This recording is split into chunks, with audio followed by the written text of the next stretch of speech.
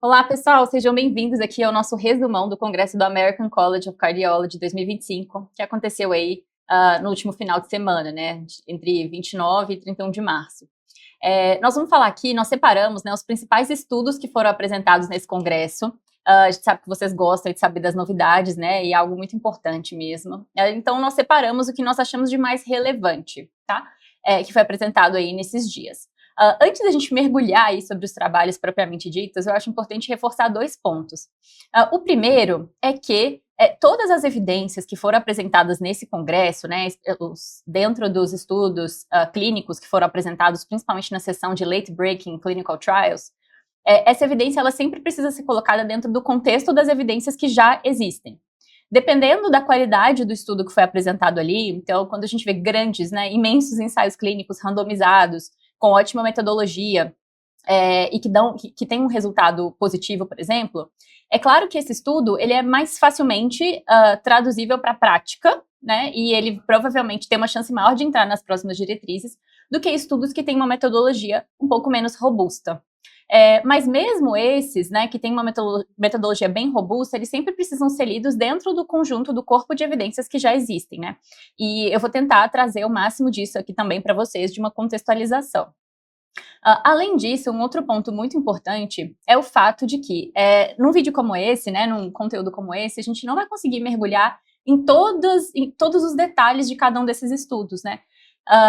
É possível ficar em apenas um desses estudos aqui por semanas de discussão. A gente pode mergulhar bem assim na população que foi estudada exatamente, na metodologia do estudo, né, nos conflitos de interesse que estão ali por trás de cada estudo, né, quem financiou aquele estudo, quem iniciou aquele trabalho, quais são os interesses que estão ali também, né, tanto acadêmicos quanto de indústria.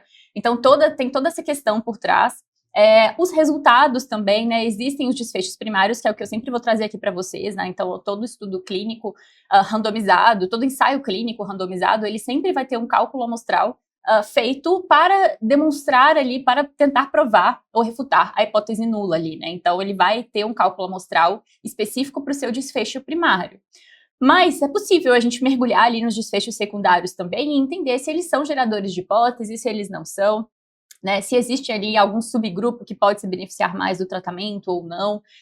Então tem toda essa questão, esses detalhes dos estudos, que a gente não vai conseguir aqui entrar exatamente, mas que vale muito a pena vocês terem atenção e naqueles estudos que vocês acharem que podem ser mais relevantes aí para vocês, vale a pena às vezes mergulhar no artigo, discutir aí também no dia a dia de vocês, né, na prática de vocês. Aqui o intuito é deixar vocês cientes de tudo que foi apresentado e dos principais pontos, tá bom? Dito isso, vamos começar então. Tivemos 2 estudos nesse congresso sobre os análogos do GLP-1, essas grandes medicações aí, que a cada congresso tem novas indicações, essas indicações são expandidas, né? A gente teve o estudo STRIDE e o estudo SOUL, tá? Vou começar falando do estudo STRIDE, que foi o uso da semaglutida subcutânea, semanal na capacidade funcional de pacientes com diabetes tipo 2 e doença arterial periférica. Então, basicamente, os autores eles foram muito firmes em embasar ali o background desse estudo, dizendo que para pacientes com doença arterial obstrutiva periférica, né, e claudicação, a última medicação específica para aumentar, né, a distância caminhada e para aumentar a tolerância do paciente ao exercício, que foi aprovada foi o cilostazol, e é uma medicação super antiga, né, com efeitos adversos, é uma medicação contraindicada, por exemplo, na insuficiência cardíaca, nem todos os pacientes toleram bem, e são pacientes que sofrem muito, né, esses pacientes com doença arterial obstrutiva periférica. Então, a ideia foi usar aí os análogos do GLP-1, especialmente a semaglutida subcutânea 1 miligrama por semana, nesses pacientes que têm doença arterial obstrutiva periférica e diabetes tipo 2, tá? Essas pessoas foram randomizadas e o comparador foi o placebo. Então, eles receberam um placebo. Foi um estudo duplo cego, controlado, randomizado, tá bom? E aí, o desfecho primário desse estudo foi um desfecho primário funcional aí, né? Que é a mudança na distância máxima caminhada da primeira semana até a semana 52, que foi basicamente 1 ano.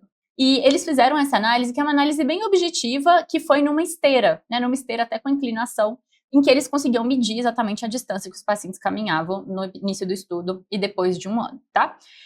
Tiveram alguns desfechos secundários aqui, que eu entro um pouquinho em detalhe com vocês nos resultados, tá? Foi um estudo aí multinacional que envolveu pacientes da América, da Europa, da Ásia, e no final das contas eles randomizaram 792 pacientes, 396 em cada grupo, né, no grupo semaglutida e no grupo placebo, e mais de 90% dos pacientes completaram o estudo, né, 92% no grupo semaglutida e 95% no grupo placebo completaram o estudo.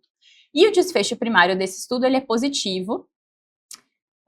Os pacientes que receberam semaglutida, eles tiveram um aumento de 40 metros na distância caminhada em um ano, enquanto os pacientes do grupo placebo tiveram um aumento de 13 metros. Então, vocês verem que os pacientes do grupo placebo também tiveram um aumento na distância caminhada, mas o aumento da distância nos pacientes que receberam semaglutida foi bem maior, né? Então, estudo positivo aí para os análogos do GLP-1, com estatisticamente significativo, claro. E de forma bem interessante, que chama a atenção, é que o efeito dessa medicação, né, esse efeito positivo, ele não se deu necessariamente às custas de perda de peso, tá? Porque essa é uma questão importante também.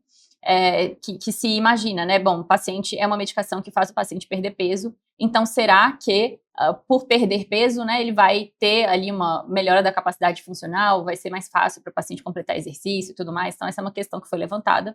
E a gente vê que o perfil de pacientes que foi incluído nesse estudo foi um perfil até que não era de pacientes obesos, né? Tem aqui, a maior parte deles, inclusive tinha um percentual grande desses pacientes que tinha um IMC até abaixo de 27, né? 37% dos pacientes tinham um IMC abaixo de 27, tá?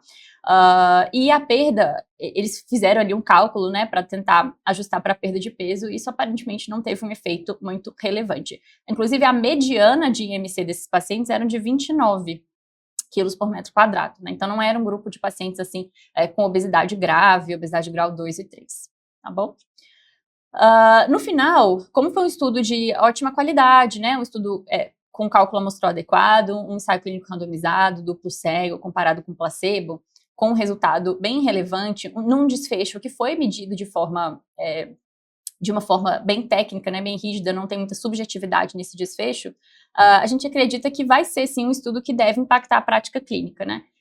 Deve ser um estudo que deve ser incorporado aí pelas próximas diretrizes de doença arterial obstrutiva periférica, aparecendo aí algum grau de recomendação.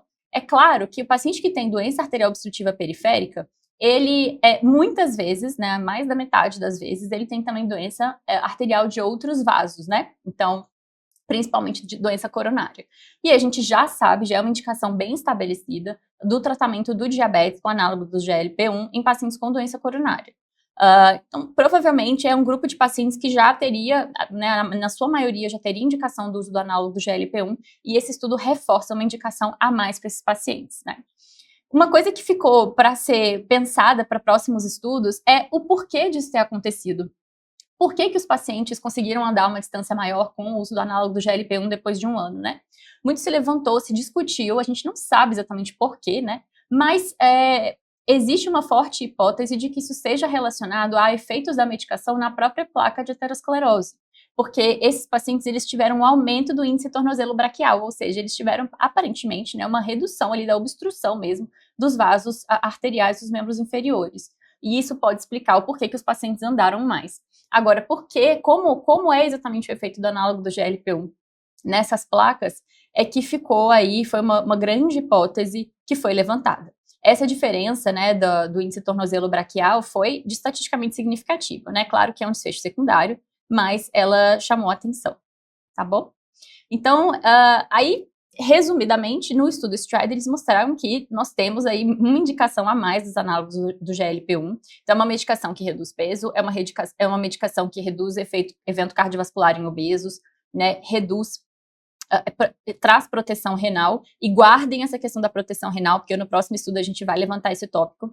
É uma medicação que reduz inflamação, melhora desfechos aí na IC-FEP, e trata o diabetes também. Então, é uma indicação a mais para essas medicações aí, tá bom? É isso. Depois, a gente teve o estudo SOUL. O estudo SOUL, ele também envolveu um análogo do GLP-1, mas foi um análogo do GLP-1 via oral, né, que é o Rybelsus. O Rybelsus, pessoal, qual que é o contexto aqui? Ele era uma medicação que, apesar de ser um análogo do GLP-1, ele é via oral.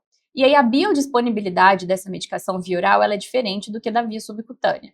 Isso gera várias dúvidas e questionamentos acerca dos benefícios cardiovasculares e renais que essa medicação pode trazer, se esses benefícios são comparáveis à injeção subcutânea, né? E nós não tínhamos ainda, apesar da medicação ser muito difundida já para o tratamento do diabetes, nós ainda não tínhamos ainda evidência de que ela tem impacto também nos desfechos cardiovasculares, como tem a semaglutida subcutânea. E aí foi feito esse estudo, então, que é a semaglutida oral, na redução de eventos cardiovasculares em pacientes diabéticos tipo 2 e com doença cardiovascular estabelecida e ou doença renal crônica. Tá? Então pegaram diabéticos que tinham alguma outra comorbidade, ou renal, ou vascular, né? Doença aterosclerótica cardiovascular associada. E aí a gente vai lembrar que essa medicação, né, semaglutida via oral, que aí a gente usa no Brasil com o nome comercial de Rybelsus, sem conflito de interesse aqui, tá? É uma medicação que a gente começa com 3 miligramas, depois titula para 7 miligramas e aí chega na dose alvo aí de 14 miligramas. Então, basicamente, eles pegaram essa população, foram 9.650 participantes, então também é um estudo muito grande, né? Eles tiveram, como eles queriam, essa redução de desfecho cardiovascular, precisaram de uma amostra grande aí, randomizaram para usar a medicação ou usar o placebo. Também foi um estudo duplo cego, randomizado, né? E aí, o desfecho primário é avaliar a eficácia cardiovascular, né, da semaglutida oral com relação à redução de MACE, comparado com o placebo. O objetivo, o desfecho, mais especificamente, era aquele MACE de 3 pontos. E aí, vou aproveitar aqui para para reforçar esse desfecho de MACE, né? A gente tem os desfechos mais comuns aí dos estudos de eventos de desfechos cardiovasculares, vão ser o MACE de 3 pontos e o MACE de 4 pontos. O mais comum é o MACE de 3 pontos incluir morte cardiovascular, infarto não fatal e AVC não fatal, tá bom? Então, quando vocês ouvirem e forem ler os estudos de cardiologia e tiver MACE de 3 pontos, normalmente são esses 3. Morte cardiovascular, infarto não fatal e AVC não fatal, tá bom? Esse foi o caso desse estudo aqui. E o desfecho primário foi positivo também, tá, para esse estudo.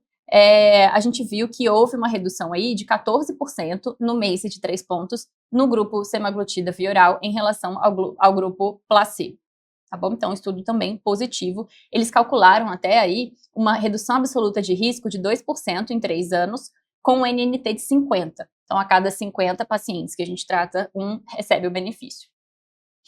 Isso foi muito positivo, né, muito interessante, assim, isso acaba reforçando aí a possibilidade de nós usarmos essa medicação, a semaglutida via oral, que alguns pacientes toleram melhor, né, não querem ficar aí fazendo injeção subcutânea e tudo mais, preferem medicação via oral. No que se refere à redução de desfecho cardiovascular. Essa taxa de redução de 14%, ela é semelhante à da semaglutida injetável, tá? Quando no estudo no estudo inicial da semaglutida é um desfecho, um percentual semelhante aí. O que chamou a atenção, tá? O que chamou a atenção é que quando eles olharam o desfecho secundário, que era o desfecho renal, tá? Não houve benefício da medicação, então não houve redução de desfechos renais com essa medicação. A gente vai lembrar que com a medicação subcutânea existe algum benefício, sim, de redução de desfecho renal. Eles fizeram aqui um desfecho de um conjunto de 5 pontos aí para redução de eventos renais. E foi negativo nesse desfecho, né, renal. Ou seja, caso a gente tenha um paciente que seja diabético, tenha doença coronária e também tenha doença renal crônica, talvez valha a pena a gente discutir com o paciente manter aí, e ele for usar essa medicação, né, o análogo do GLP-1, manter mesmo a injeção subcutânea e não a medicação via oral. A medicação via oral, então, não houve aqui benefício, né, nesse quesito de desfechos renais. Na hora da apresentação, né, o autor reforçou bastante, porque ele foi perguntado sobre isso, né, sobre essa questão, e basicamente ele reforçou bastante o fato de que as agulhas, né, desses remédios, as canetinhas, as famosas canetinhas, são agulhas que muito finas e que o paciente não só não sente dor, mas ele muitas vezes nem sente a agulha entrando, né, na pele. Então, às vezes o paciente ele não quer usar a medicação subcutânea porque ele desconhece isso, né? Ele tem um medo que não é real. Isso foi o que o autor nos trouxe lá no dia da apresentação, tá bom?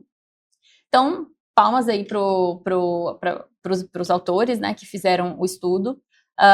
É sempre bom, quando vocês derem uma olhadinha lá no artigo principal, já foi publicado também, darem uma olhada aí no financiamento desses estudos, né? A gente sabe que essa indústria, que as empresas que têm essas medicações, elas cresceram muito com a venda desses remédios, mas de fato são remédios com benefícios cardiovasculares muito bem estabelecidos, especialmente nos pacientes diabéticos, né? Combinado? Também acredito que esse vai ser um estudo que vai ser incorporado nas próximas diretrizes, então ok, assim, Ribel's via oral, isso acaba até reforçando algo que já vem acontecendo na prática, né, que é o uso dessa medicação por essa via, tá bom? Depois, vamos discutir, não vou contar para vocês na ordem exatamente da apresentação, acho que vale a pena trazer um pouco na ordem de relevância aí que a gente conversou e definiu, talvez para aplicação prática. A gente vai falar agora do APCAT. O APCAT foi um estudo até de cardio-oncologia, mas também uma dúvida clínica muito comum, né? A gente já sabe por diretriz o que acontece. Os pacientes oncológicos que fazem tromboembolismo venoso, eles têm indicação de manterem terapia anticoagulante enquanto o câncer estiver ativo, né? Isso cai até nas provas de residência, assim, a gente tem uma aula para residência médica que a gente fala sobre esse tópico de anticoagulação, e eles têm essa indicação. A grande dúvida é se, depois de 6 meses, a gente vai tratar aquele tromboembolismo venoso de 3 a 6 meses, né? E depois de 6 meses até o fim do tratamento, a gente teoricamente mantinha anticoagulação plena. Só que existem algumas neoplasias, que, especialmente as de trato gastrointestinal, em que existe uma preocupação grande com o sangramento. Então, esse estudo ele veio com a seguinte pergunta, né? Com a pergunta de que, será que, se nós reduzirmos a dose do anticoagulante depois de 6 meses, até o fim do tratamento, aqui eles olharam 1 ano, né? Então, será que se nós reduzirmos a dose do anticoagulante, a proteção contra tromboembolismo recorrente vai se manter com proteção em termos da quantidade de sangramentos? Então, foi isso que o EPICAT veio estudar. Então, basicamente o tratamento anticoagulante estendido com a apixabana dose reduzida versus dose full. A dose reduzida 2,5 miligramas 2 vezes ao dia, a dose full 5 miligramas 2 vezes ao dia em pacientes com TEV associado ao câncer. Foi um estudo também multicêntrico, vários países aí, Canadá e Europa principalmente. E aí, o que eles quiseram avaliar? Eles randomizaram os pacientes para receberem, então, não teve placebo, portanto, nesse estudo, né, foi ou a dose full de apixabana ou a dose reduzida. Eles seguiram aí por pelo menos 30 dias, por pelo menos 30 dias, né, para fazer a primeira avaliação e depois terminaram o segmento por 1 ano. O desfecho primário desse estudo era TEV, tromboembolismo venoso recorrente, e basicamente isso. E aí dentro desse desfecho de TEV recorrente, isso incluía um composto de tromboembolismo venoso sintomático, um achado de tromboembolismo venoso incidental, então às vezes o paciente foi fazer, por exemplo, um exame para fazer o estadiamento da doença, ou para procurar alguma infecção, algo nesse sentido, e achou um TEV, e morte relacionada à TEV, tá? Então foi o desfecho primário, que foi um composto desses 3, e no final eles deram um nome para esse desfecho primário de TEV recorrente, tá bom? E aí, o que eles fizeram? Eles tiveram um desfecho secundário, que era basicamente a taxa de sangramento, que era um composto de sangramento maior e sangramento não maior, né, sangramento menor, mas clinicamente relevante. Aí o que eles fizeram? Eles testaram esse desfecho primário e depois esse desfecho secundário de uma forma hierárquica, tá? Então, caso a dose reduzida de apixabana fosse não inferior no desfecho primário, que esse era o objetivo, né, testar não inferioridade. O desenho do estudo foi feito para isso, eles queriam mostrar que a dose de apixabana reduzida é não inferior à dose full. Caso isso fosse verdade, né, caso fosse não inferior, aí eles testariam o desfecho secundário, que é superioridade em termos de sangramento, beleza? Ok? Então, essa foi a metodologia do estudo. Eles calcularam aí, né, 1.722 pacientes para completar, para avaliar o desfecho primário e esse desfecho secundário mais importante, combinado? E aí, no desfecho primário, o estudo foi positivo, ou seja, a apixabana dose reduzida foi não inferior à apixabana dose full para TEV recorrente. Então, houve uma taxa aí de TEV recorrente de 2,1% nos pacientes que receberam a dose reduzida e 2,8% nos pacientes que receberam dose full. E essa diferença, né, o hazard ratio foi de 0,76, variando de 0,4 a 1,4, ou seja, foi não significativa. As taxas foram iguais, tá bom? O P de 0,01 para não inferioridade. Então, o estudo foi positivo. E aí, eles fizeram a análise do desfecho secundário, que era superioridade em termos de sangramento. O objetivo era ver se a apixabana dose reduzida levaria a menor taxa de sangramento. E isso também foi positivo, tá? A taxa de sangramento na apixabana dose reduzida foi de 12,1% dos casos. Clinically, eles colocaram sangramento clinicamente relevante, tá? Foi de 12,1% dos casos na apixabana dose reduzida e de 15,6% no apixabana dose full. Foi uma diferença, então, de um hazard ratio, né, um sub-hazard, desfecho secundário de 0,75, com intervalo de confiança de 0,58 a 0,97, um P de 0,03 para superioridade. Então, nesse desfecho secundário foi superior em termos de sangramento, porque sangrou menos, tá? Dentre esses desfechos secundários de sangramento, eles mergulharam um pouco mais e destrincharam para a gente, dizendo aí, para dizer um pouquinho quais foram os perfis de sangramento de cada um dos casos. O paciente que recebeu a apixabana dose full teve aí mais sangramento gastrointestinal aí, principalmente, tá? Do que o paciente que recebeu dose reduzida, que era justamente a preocupação inicial, né? Será essas neoplasias gastrointestinais, será que elas sangram mais? Como funciona? E aqui parece, aparentemente, realmente a dose reduzida protege igualmente de TEV recorrente e leva a uma taxa menor de sangramento. Então, foi um estudo que também pareceu bastante relevante em termos de aplicação prática. É possível, é até provável que ele seja incorporado também nas diretrizes. Claro que pacientes no dia da apresentação, né, foi perguntado para os autores sobre hemorragias intracranianas e, aparentemente, eles excluíram pacientes com neoplasia intracraniana aqui do estudo, tá? Eles não dissecaram exatamente durante a apresentação os perfis de neoplasias que os pacientes tinham. Tinha um percentual relevante aí, que era de neoplasia metastática, até 65% tinha neoplasia metastática, tá bom? Então, é um estudo que provavelmente vai ser incorporado na prática, e depois de 6 meses, então, do tratamento de tromboembolismo venoso de pacientes com câncer, talvez seja assim seguro, né? É importante discutir isso com os oncologistas, com os cardio-oncologistas da prática ali, que têm experiência também do campo, né, com esses casos, mas parece que foi um estudo bem interessante, um estudo com uma boa metodologia, um resultado robusto, e um resultado que dentro do corpo das evidências faz sentido, né, diante dos outros estudos que a gente já tem sobre anticoagulação. Combinado? Então, esse foi o APICAT. Depois, a gente tem um outro estudo, e aí esse especificamente, ele tem algumas questões, ele não tem uma metodologia tão robusta quanto esses primeiros que eu trouxe para vocês, mas ele falou de um tema, né, e ele estudou um tema que nos é muito caro na cardiologia, que é o trombo de ventrículo esquerdo depois de um infarto, né, trombo de ventrículo esquerdo depois de um infarto. Esse foi o estudo RIVA-WAR. O RIVA-WAR foi um estudo que foi, a questão metodológica dele é o fato de que ele era unicêntrico, tá? E esse era o grande problema dele. Foi um estudo que foi feito só em um centro, que era um centro, se não me engano, indiano. E aí isso acaba gerando uma certa limitação, né, na validação externa do estudo. Será que a gente pode expandir esse estudo para outras populações, para outros locais, enfim. Mas o que acontece? Foi o Paquistão, eu não sei se eu falei Índia, mas é Paquistão, tá, onde isso foi feito. E ele foi iniciado pelo investigador, e a grande questão era essa, foi um estudo de um desenho que se aplica bastante na nossa realidade brasileira. A gente já sabe que para procurar trombo de VE pós-infarto, o padrão Moro é a ressonância magnética cardíaca, mas nós também sabemos que dentro da nossa realidade nem sempre é possível fazer uma ressonância do paciente. Então, na maioria dos casos, a gente acaba descobrindo o trombo de VE pelo ecocardiograma pós-infarto mesmo. E o que o RIVA-WAR fez?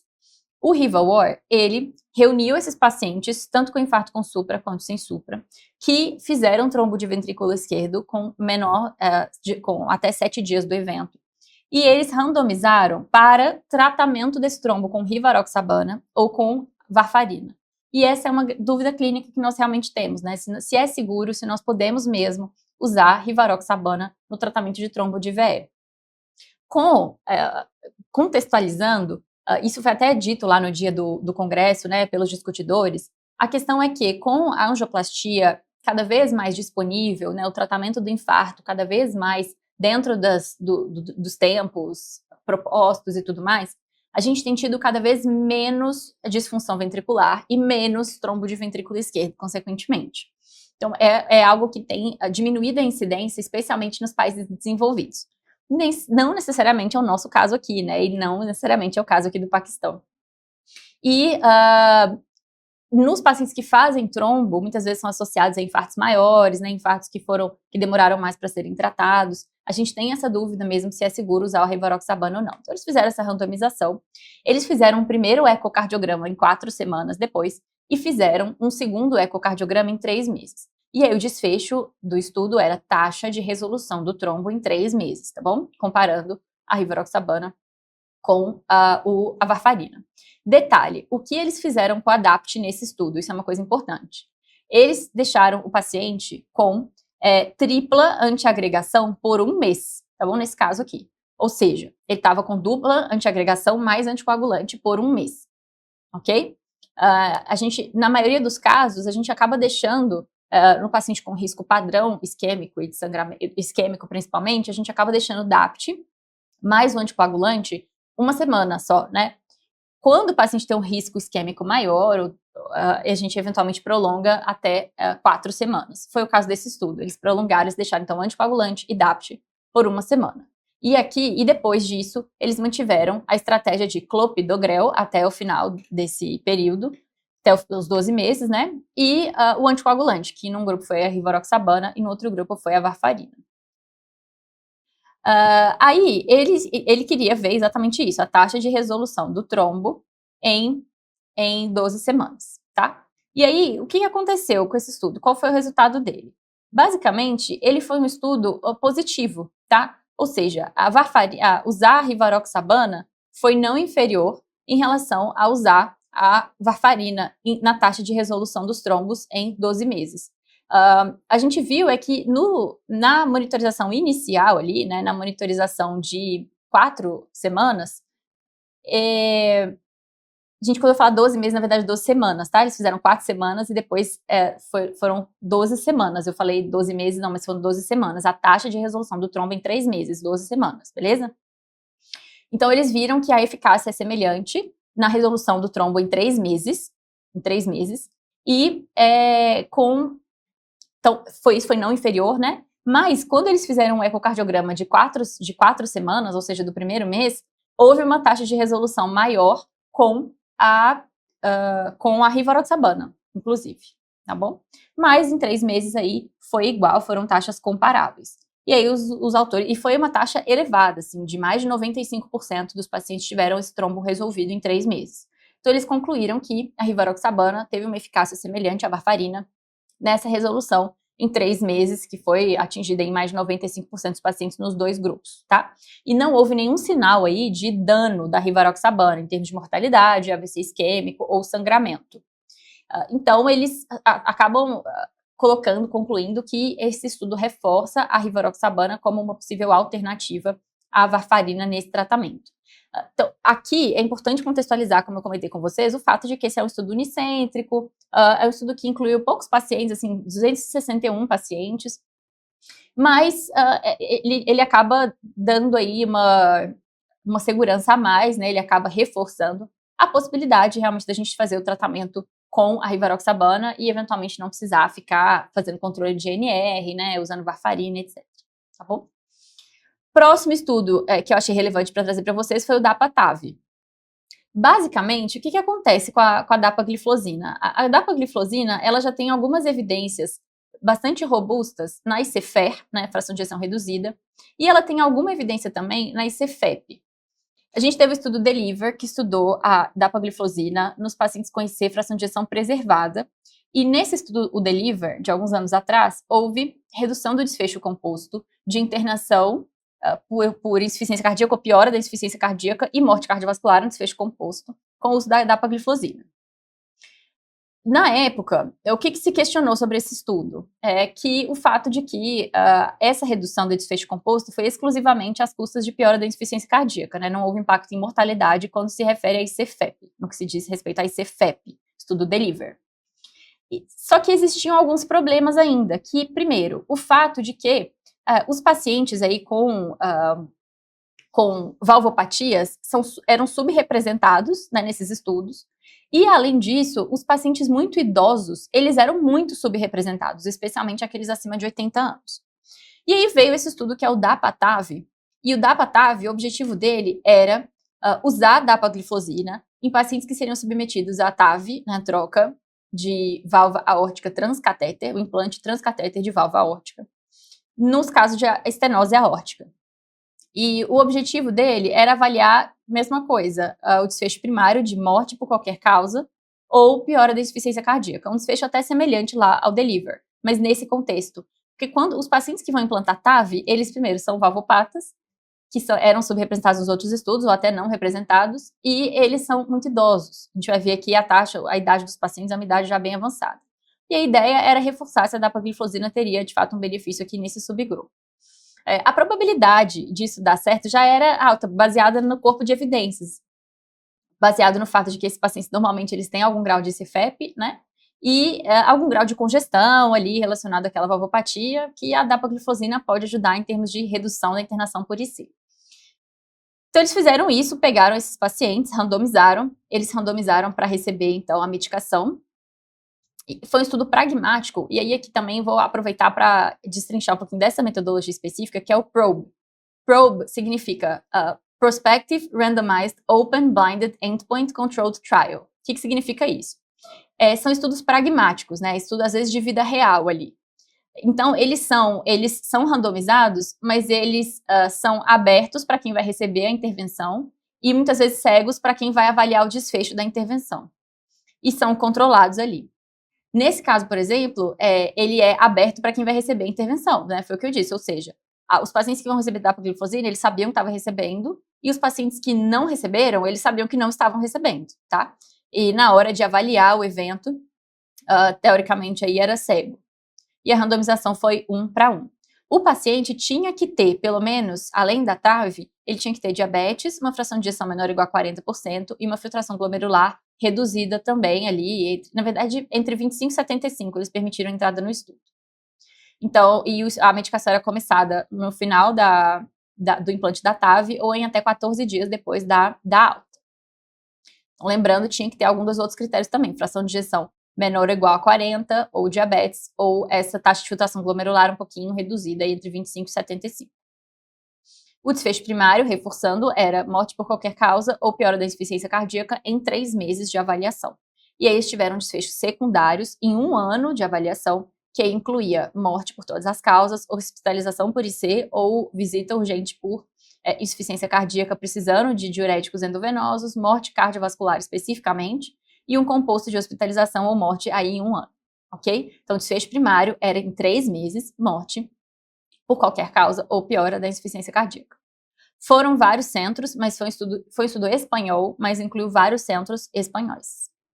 E o desfecho primário desse estudo também foi positivo, tá? Foi positivo, e a gente teve uma redução relevante aí do desfecho composto de morte e internação por IC, às custas de internação por IC, assim como foi o DELIVER.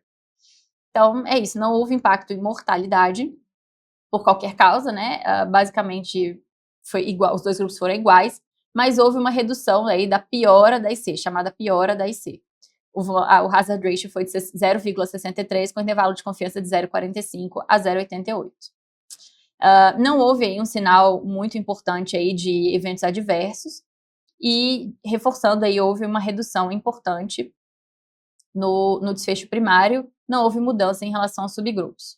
Nos desfechos secundários do estudo, teve redução principalmente então de hospitalização, por isso é que dentro do que eles chamam de piora da insuficiência cardíaca, isso envolve hospitalização por insuficiência cardíaca e uma visita urgente, né, no pronto-socorro por insuficiência cardíaca. E houve redução nesses dois desfechos, tá bom? Aqui, a gente acaba mantendo um pouco... É um estudo interessante, é um estudo que vem de acordo aí com a última evidência, que é o fato, que é o DELIVER. Ele reforça aquela evidência, mas também reforça o fato de que não parece ter impacto em mortalidade, né? Os críticos mais ferrenhos aí da medicação, eles questionam aí se essa não é apenas um diurético de luxo, digamos assim, né? Se não é, ele funciona mais como um diurético e, por exemplo, os tiazídicos, eles não foram estudados da mesma forma que essas medicações foram. Então, os críticos mais ferrenhos acabam questionando se, será que se a gente der um diurético para esse paciente, o efeito não seria semelhante, né? Fica aí no ar essa pergunta, mas esses estudos, eles acabam, como eles têm uma metodologia bem robusta, eles acabam sendo incorporados nas diretrizes, como já foi o DELIVER, né? A dapagliflozina já está incorporada aí nas diretrizes de Cefep como uma medicação. A indicação varia entre as diretrizes, mas em geral é 2A, para redução mesmo de internação por IC, de piora da insuficiência cardíaca. Eles acabam sendo incorporados, lembrando aí no fundo do seu coração dessas críticas dos mais ferrenhos. Então foi isso o DAPA-TAV. Esse também lá na hora a discussão foi que é um estudo que provavelmente deve mudar a prática, no sentido de que quando o paciente vai fazer TAV, a gente não fica com isso em mente, né? Vamos dar dapagliflozina. Não ficava tanto com isso em mente, mas talvez a partir desse estudo a gente comece a pensar nisso mesmo. Se o paciente tiver condições, claro, né, de usar a medicação, nesse intuito aí de diminuir a piora da insuficiência cardíaca, tá bom? Depois a gente teve um estudo também de insuficiência cardíaca, já que a gente está nessa toada, que foi o estudo Fresh Up. O Fresh Up foi bem interessante porque, assim, basicamente eles estudaram algo que a gente faz muito na prática sem evidência. Esse estudo também, ele avaliou o seguinte: será que se a gente pegar pacientes com insuficiência cardíaca crônica, né, insuficiência cardíaca crônica, e pedir para eles terem restrição hídrica de 1,5 litro por dia, será que isso melhora a AIC deles, né? E aqui eles estudaram especificamente qualidade de vida. Então, também já ligo aqui uma luzinha amarela em termos de desfecho. Daqui para frente, a gente vai começar até o momento, talvez tirando o Riva War, os estudos até agora que eu comentei com vocês foram estudos de metodologia até mais robusta. A partir de agora, a gente vai entrar aí em algumas questões metodológicas que acabam deixando os resultados precisando de mais contextualização, tá? E mais individualização. E o Fresh Up foi um deles que eles estudaram, e o desfecho primário foi de qualidade de vida, basicamente, em 3 meses. Então, será que se eu prescrever restrição hídrica para o paciente com insuficiência cardíaca, entre a classe funcional 2 e 3, ele melhora a qualidade de vida em 3 meses? Então, randomizaram os pacientes para receberem até 1.500 ml por dia ou ausência de restrição hídrica. E aí avaliaram esse desfecho depois desse tempo. E foi curioso, porque assim, o desfecho primário, ele não só foi negativo, como assim, os pacientes que receberam restrição hídrica aparentemente pioraram a qualidade de vida. Pioraram. Então, quem teve restrição hídrica ficou mais miserável depois de 3 meses do que quem não recebeu restrição hídrica, quem bebeu basicamente de acordo com a sua sede. Esses pacientes que beberam líquidos de acordo com a sede, eles acabaram nem consumindo tanto líquido assim, né? Eles acabaram consumindo, acho que cerca de 1.700 ml de líquido por dia, e eles foram mais felizes em 3 meses. Essa diferença não foi estatisticamente significativa, tá? Então, do ponto de vista estatístico, os 2 grupos foram iguais. Ou seja, não houve diferença na qualidade de vida em 3 meses. Mas, numericamente, os pacientes que tiveram restrição hídrica foram piores e quase foi estatisticamente significativo, assim, né? Na prática não foi, então não dá para falar que foi um estudo que de fato isso aconteceu, mas quase foi. E, numericamente, eles foram pior, tá? E por que eles foram pior? Uma das principais queixas que eles tinham era de sede, né? De sentir sede. Então, eles relataram aí mais sede em 3 meses do que os pacientes que receberam essa orientação, que tomaram mais líquido de forma mais liberal, tá? Não houve diferença também na segurança entre esses grupos. O que acontece? Contextualizando um pouco esse estudo, por um lado, de fato, ele faz com que a gente repense aí essas orientações de restrição hídrica, mas principalmente para quem está mais estável. se você for ver a população do estudo, a maior parte da população eram de pacientes de classe funcional 2, que estavam relativamente estáveis. Na hora, os autores foram questionados acerca dos pacientes que têm congestão refratária, dos pacientes que têm classe funcional 3 ali, com mais congestão. Tudo bem que eles não incluíram classe funcional 4, mas vale a pena a gente lembrar deles também, né, que os pacientes classe funcional 4, eles não estão incluídos aqui nesse estudo. Então, eles foram questionados sobre esses outros contextos, se realmente se dá para extrapolar esse estudo para outros contextos. E o que eles de fato, disseram que não dá, né, não dá para a gente extrapolar os resultados desse estudo para todos os outros contextos. Então fica aí na manga, né, essa ideia de que cuidado para pedir restrição hídrica para todo mundo, mas talvez existam pacientes que se beneficiem, talvez, né, fica aí de hipótese para outros estudos aí. Tivemos também também dentro da insuficiência cardíaca o estudo de ferro, o FAIR-HF2, que foi o uso de ferro intravenoso em pacientes com insuficiência cardíaca, fração de ejeção reduzida e deficiência de ferro, e aqui eles quiseram usar uma dose mais alta de ferro para melhorar morbidade e mortalidade. E por que eu estou te falando isso, né? Que nesse estudo especificamente eles usaram doses mais altas e para melhorar morbidade e mortalidade. Existem diversos estudos de ferro na insuficiência cardíaca, fração de ejeção reduzida. Hoje, o que a gente tem de benefício do ferro é isso, a melhora sintomática, a melhora de qualidade de vida. Ainda não tinha até agora um benefício clínico relevante em termos de desfechos duros aí, tá? Não tinha. A ideia desse estudo era tentar mostrar isso, porque o racional deles era que doses mais altas de ferro em uma população maior poderia se traduzir nisso. Eles randomizaram, então, para o paciente receber uma dose de até 2 gramas de carboximaltose férrica e depois ficar recebendo 500 miligramas a cada 4 meses. Eles foram seguidos até o tempo durante um tempo até terem um primeiro evento. E aí o segmento parava. Os desfechos primários foram 3, né? Então, morte cardiovascular e hospitalização por IC, hospitalização por IC, hospitalização recorrente, e morte cardiovascular e hospitalização por IC. Então, eles juntaram, especificamente no subgrupo de pacientes com saturação de transferrina menor que 20%. Aí, o que acontece? Eles fizeram um cálculo amostral para esses 3 desfechos juntos. E o estudo foi negativo, né? Não houve diferença, basicamente, no desfecho primário, nesses 3 juntos, não houve diferença, que foi o desfecho para os quais, né, eles fizeram um cálculo amostral, então não houve diferença. E aí, eles mantiveram, nos desfechos secundários, estavam contidos ali qualidade de vida, e foi positivo, então isso reforça a ideia de que melhora a qualidade de vida a reposição de ferro. Só que o que eles fizeram? Eles fizeram uma meta-análise, que eles disseram que publicariam em breve, né? Uma meta-análise com todos os estudos prévios de reposição de ferro. E relataram que encontraram, nessa meta-análise aí, um benefício clínico, tá? Um benefício clínico de hospitalização recorrente e morte cardiovascular. Aí eles acharam nessa meta-análise um efeito, né, um efeito de 0,81, uma redução aí de basicamente 19% nesse desfecho combinado de hospitalização recorrente e morte cardiovascular, que não tinha sido mostrado antes. Então, nessa meta-análise, que reuniram todos os estudos prévios, então, Ironman, Affirm, Confirm, FAIR-HF, todos os outros prévios, eles acabaram achando um benefício aí, tá bom? Esse é um estudo interessante para ser discutido dentro dos grupos de insuficiência cardíaca, para ver se, de fato, se essa meta-análise vai reforçar aí o ferro, né, a reposição de ferro, considerando essa meta-análise que reuniu todos esses estudos prévios, em termos de benefício de desfecho duro, né? Tá bom? Então, o FAIR-HF, por si só, não demonstrou benefícios significativos em termos de reduzir morbidade e mortalidade, mas que foi um resultado por si só consistente com os últimos estudos, que foram a Affirm e o Ironman, mas essa meta-análise com estatística bayesiana acabou mostrando a evidência aí de redução de morte cardiovascular e hospitalizações, tá bom?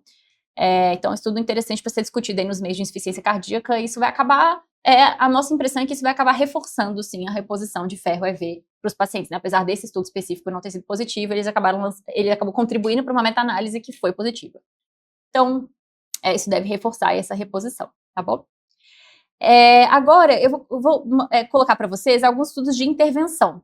O principal deles foi o PROTECT-TAV, E, gente, esse foi um estudo muito bonito, assim, e ele foi brilhantemente apresentado pelo professor Rajesh Kharbanda, de Oxford, e pelo seguinte, no final eu conto para vocês o que aconteceu lá no final, no próprio congresso, né? Esse estudo, ele quis avaliar um dispositivo de proteção cerebral, que é o Sentinel, nos pacientes submetidos à TAV. Existe aí uma preocupação de que na estenose aórtica, na hora que a TAV vai ser implantada, a válvula aórtica em geral está bastante calcificada na estenose aórtica degenerativa e a expansão da prótese naquele local acaba liberando debris, inclusive embólicos, que na teoria poderiam causar AVC nos pacientes. E isso acaba sendo um risco associado ao procedimento TAV. E esse dispositivo Sentinel é um dispositivo, então, que ele é implantado para tentar proteger e filtrar, um filtro basicamente, desses debris embólicos na direção do cérebro. A gente sabe, por um estudo prévio, a gente já sabe que esse dispositivo, ele capta esses debris. Então, na hora que você tira o dispositivo do paciente, você vê que tem debris ali. Mas ainda não existia benefício de redução das taxas de AVC com esse implante. Esse estudo britânico, então, teve um design probe também. Então, como eu comentei com vocês no DAPA-TAV, então, também era um estudo europeu. Esse aqui é um outro estudo europeu pragmático, que é aquele estudo em que os pacientes que recebem intervenção, eles sabem que estão recebendo intervenção, mas a adjudicação de eventos, né, a análise dos eventos em geral é cega. E aí eles randomizaram 7.700 pacientes que foram submetidos à TAV, randomizaram então para TAV com o dispositivo ou TAV sem o dispositivo. E o desfecho primário é muito simples, AVC até 72 horas após a TAV. E aí, o que aconteceu aqui nesse estudo? Ele foi negativo e as taxas de AVC foram muito baixas, assim, nos dois grupos. Ele, inclusive, foi interrompido precocemente. O cálculo amostral era acima disso, né, o cálculo que eles planejavam, mas as taxas de AVC foram muito baixas e o próprio comitê, eles chamam de DSMB, né, do estudo, que é o comitê de monitorização de dados ali, eles recomendaram que o estudo fosse interrompido precocemente. Por que isso? Quando a gente vai ver as taxas, o que aconteceu no desfecho primário? As taxas de AVC no grupo controle que não usou o dispositivo foram de 2,2% e as taxas de AVC no grupo que usou o dispositivo foi de 2,1%. Então, assim, eram taxas praticamente idênticas, né? Idênticas mesmo. O intervalo de confiança foi super estreito, né? Então, foi entre menos 0,68 e 0,63, ali ultrapassando 1. Então, de fato, os dois grupos foram iguais. E cada grupo tinha 3.799 pessoas.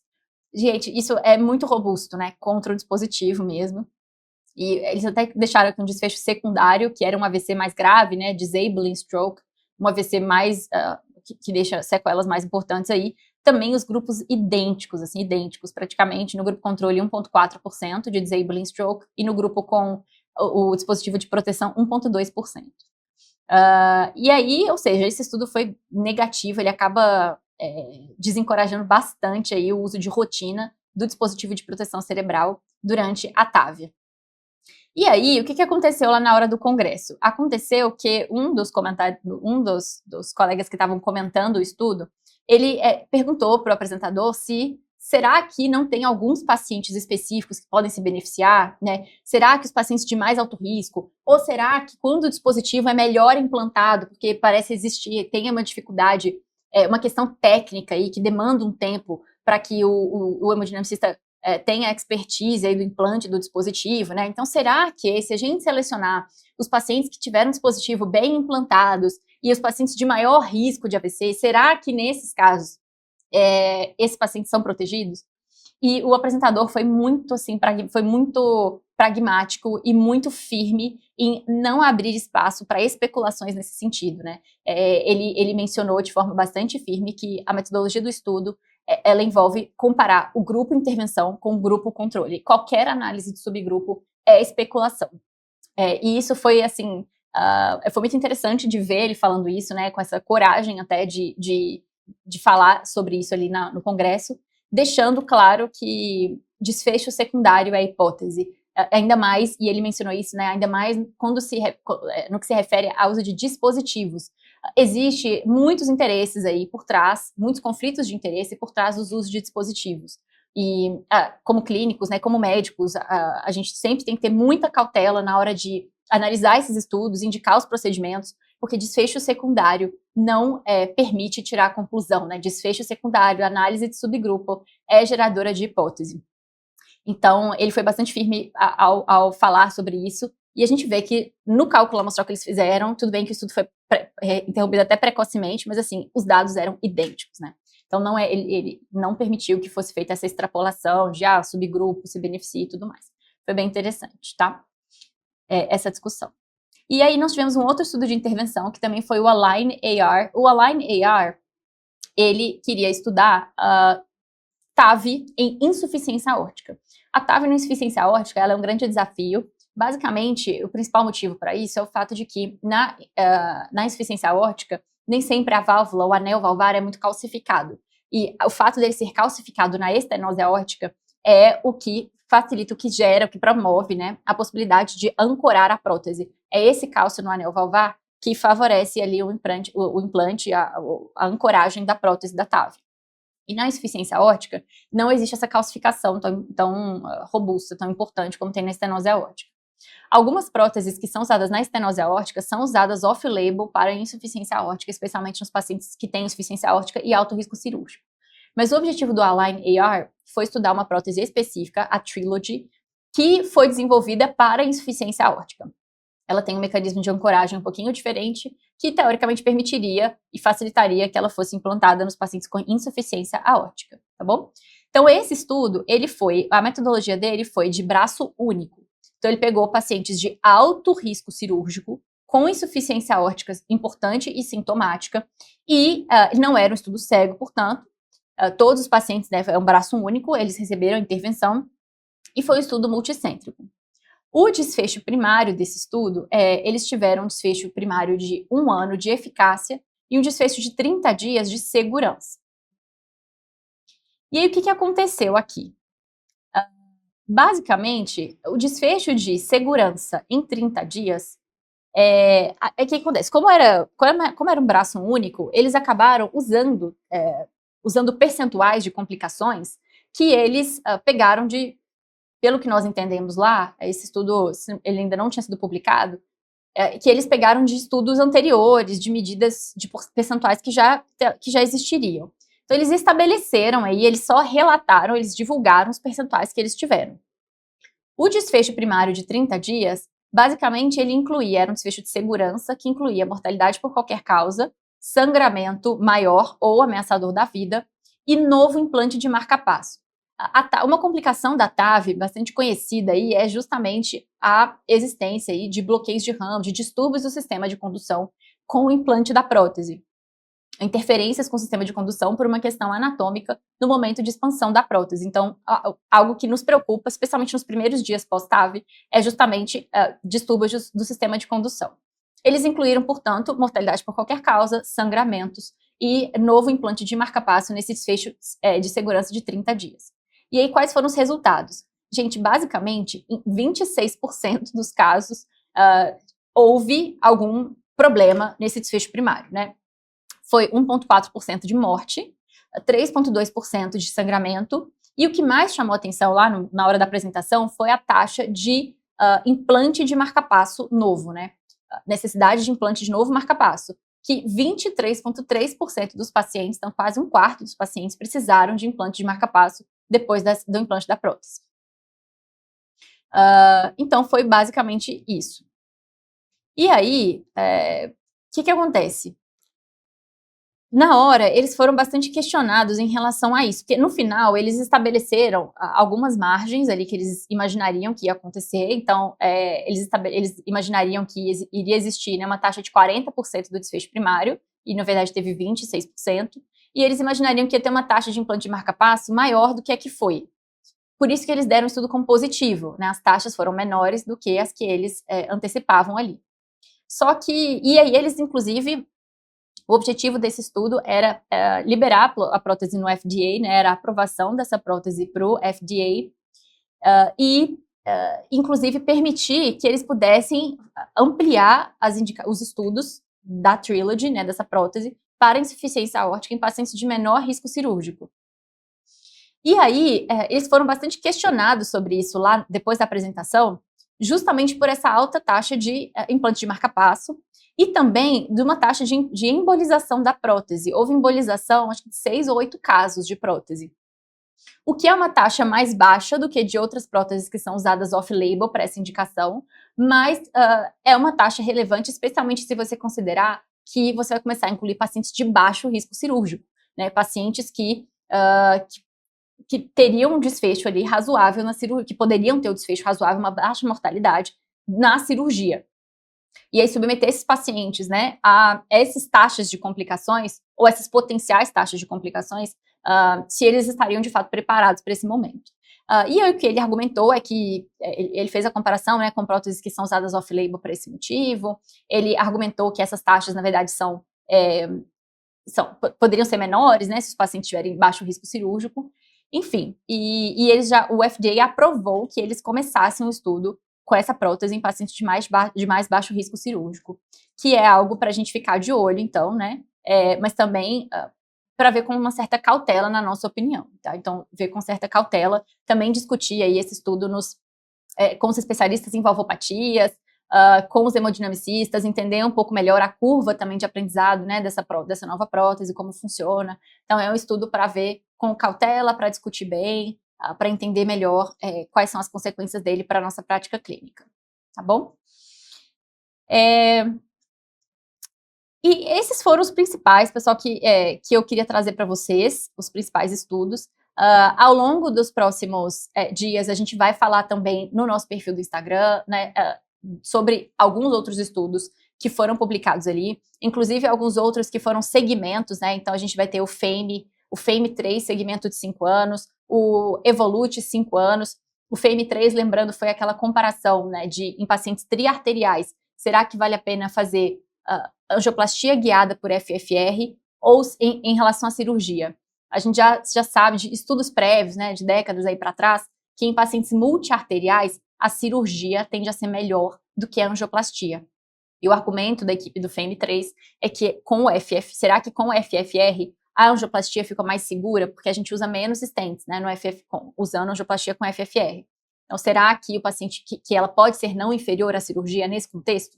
E aí, o FAME3, o resultado de 1 ano, ele é um resultado negativo, né? Ou seja, a angioplastia por FFR não foi não inferior, ou seja, a cirurgia foi melhor mesmo, tá? Do que a angioplastia com FFR. Só que depois, no segmento de 3 anos e de 5 anos, os dois grupos ficaram iguais, né? Foram iguais. Tem umas críticas metodológicas relevantes também aqui ao FAME3, especialmente no segmento de 3 e 5 anos, que é o fato de que eles tiraram um desfecho do desfecho primário que acabou favorecendo um pouco a angioplastia, que eles tiraram o desfecho de revascularização adicional. O que eu quero dizer com isso? Quando a gente coloca esse desfecho de revascularização adicional no desfecho primário, em estudos com angioplastia, a angioplastia tende a gerar mais revascularização adicional do que a cirurgia. E aí eles tiraram esse desfecho no FAME3, 3 anos e 5 anos, e isso acabou igualando aí a cirurgia e a angioplastia, tá? Também um estudo para ser visto com cautela, bem discutido, nos grupos de doença coronária, né, nos grupos de hemodinâmica, nos heart teams aí, é um estudo que merece aí ser bem destrinchado. E o Evolute 5 anos é basicamente o segmento da prótese Evolute para TAV em pacientes com estenose aórtica, em pacientes de baixo risco. Então, o Evolute Low Risk, 5 anos. E aqui os resultados foram bem semelhantes aí aos dos últimos anos, né? Aparentemente, a prótese Evolute, ela está se comportando bem, né? Os pacientes, eles não têm mudança aí de qualidade de vida e nem de mortalidade em relação à troca cirúrgica da válvula aórtica em pacientes de baixo risco no segmento de 5 anos. Também um estudo para ser discutido aí dentro dos grupos de valvopatias, né, dentro dos grupos de hemodinâmica, para entender aí se é um momento da gente de indicar TAV para pacientes de baixo risco, ou se ainda não é o momento. O Evolute, se não me engano, ele tem um prospecto aí de fazer um segmento de 10 anos, dessa prótese, e aí a gente vai, quanto maior o tempo de segmento, mais a gente vai entendendo o comportamento dessas próteses, né, das TAVs. Então, também um estudo, de novo, para mergulhar nele, para ser discutido aí dentro dos grupos, se vale a pena, se é o momento, se ainda não é. Muitas vezes depende do perfil do paciente, da idade do paciente, às vezes é um baixo risco nos scores, mas algo nos diz que ele não é tão baixo risco assim, né? Uma questão ali da experiência clínica das equipes. Um estudo muito interessante. A mesma coisa para o Triluminate Pivotal 2 anos. O Triluminate, basicamente, foi o estudo do TriClip. O TriClip é o fechamento ali, borda a borda da válvula tricúspide na insuficiência tricúspide importante. Esse estudo também precisa ser discutido dentro dos grupos de valvopatias aí, porque ele é um estudo que ele não teve procedimento sham, né? Ele foi o estudo, então, não teve procedimento placebo, e o desfecho primário dele em 1 ano foi um desfecho de qualidade de vida. Então, houve melhora da qualidade de vida dos pacientes em 1 ano, que é um desfecho subjetivo, e quando você não tem procedimento sham e você acaba priorizando um desfecho subjetivo, acaba sendo positivo para um desfecho subjetivo, isso deixa algumas dúvidas acerca de por exemplo, se o paciente sabia que ele recebeu o dispositivo, ele foi para hemodinâmica, ele foi internado, né, ele recebeu uma tecnologia nova e ele reportou melhor qualidade de vida. Né, até que ponto não existe um viés aí nesse desfecho? Né? Existe um viés nesse desfecho aí, mas até que ponto esse viés não influenciou nos resultados finais? E agora, com 2 anos, eles acabaram mostrando redução de internação por IC em 2 anos. Só que houve um crossover, do primeiro para o segundo ano, 60% dos pacientes tiveram crossover do grupo controle que é não fazer o procedimento, para o grupo intervenção, que é fazer o procedimento. Então, 60% de crossover, e aí eles conseguiram demonstrar redução da internação por IC. Mas com essa magnitude de crossover, também a gente acaba pensando, né, que o tanto que isso não influenciou no resultado final do estudo, né, e será que é o momento de indicar TriClip, para quais pacientes a gente pode indicar, vale a pena liberar esse dispositivo, para quem, né, para qual perfil de paciente vale a pena liberar esse dispositivo. Essas são escolhas que as diretrizes vão discutir bastante antes de fazerem uma recomendação formal, tá? E é isso que eu tinha para falar para vocês. Se você tiver ficado com alguma dúvida de algum outro estudo específico, nos mandem lá no Instagram, comentem aqui no YouTube. Tá? A ideia aqui é a gente trazer uma discussão também um pouco da metodologia desses estudos, do tanto que a gente vai traduzir eles para a prática ou não. Reforço, né, os meus pontos lá do início desse vídeo, que é o fato de que em um vídeo como esse, a gente não vai conseguir mergulhar nos detalhes metodológicos, nos resultados de cada um desses estudos, e isso é importante, muitas vezes, para a tradução para a prática. Nas diretrizes, essas reuniões assim, de diretriz, de fazer recomendação e tudo mais, muitas vezes são reuniões acirradas, existem opiniões divergentes dos estudos, porque vocês perceberam aqui que existem questões metodológicas que influenciam potencialmente nos resultados, né? Existem vieses nos estudos, em muitos estudos, né? Existem conflitos de interesses, às vezes tudo isso precisa ser levado em conta para a gente traduzir um resultado como esse para a prática, tá bom? Eu fico por aqui, sigam a gente lá no Instagram, lá a gente está postando todos os estudos nos cards para vocês salvarem, consultarem quando precisar, para vocês poderem lembrar, né, quando a gente falar estudo STRIDE, você pode lá no nosso Instagram, vai estar o card salvo lá para você lembrar o que foi o estudo STRIDE. Tudo jóia? Tá bom? Então, bons estudos para vocês, até a próxima.